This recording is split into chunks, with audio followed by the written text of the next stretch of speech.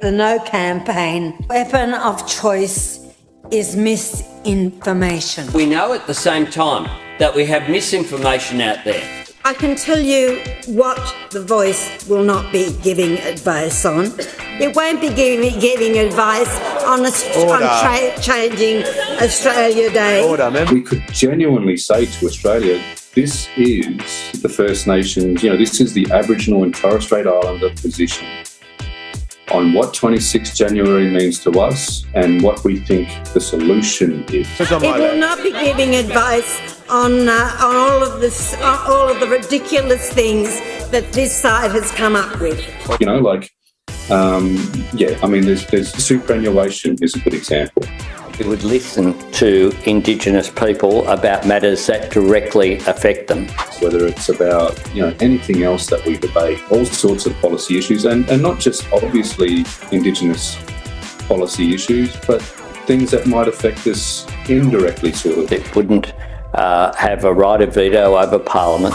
When people criticise the First Nations voice as something that will only be advisory to Parliament, meaning it won't have a veto and it won't be able to block legislation, because we didn't choose that, even though we'd support that and absolutely desire it.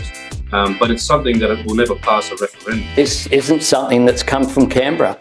This has come from Indigenous people themselves. We must know! We must know! And that is all it is about. You don't make an agreement with the boss without building power first, without building representative structures. And again, political power must be a priority for us. And that will change over a period of time as well. How would people get onto The Voice? How would it be chosen?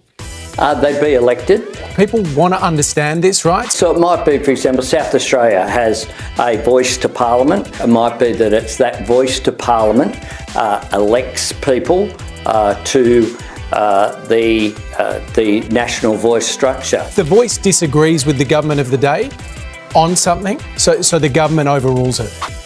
The government, absolutely, is not affected by any of this. It creates the ability for First Nations to go forth with coherent positions on what legislation needs to be created, what legislation needs to be amended, and punish politicians that ignore our advice. And this won't impact most Australians, their lives at all. This is the first step. It's a vital step. Pay the rent, for example. How do we do that in a way that is transparent and that it actually sees reparations and compensation to Aboriginal and Torres Strait Islander people? Use our national parliament to spread misinformation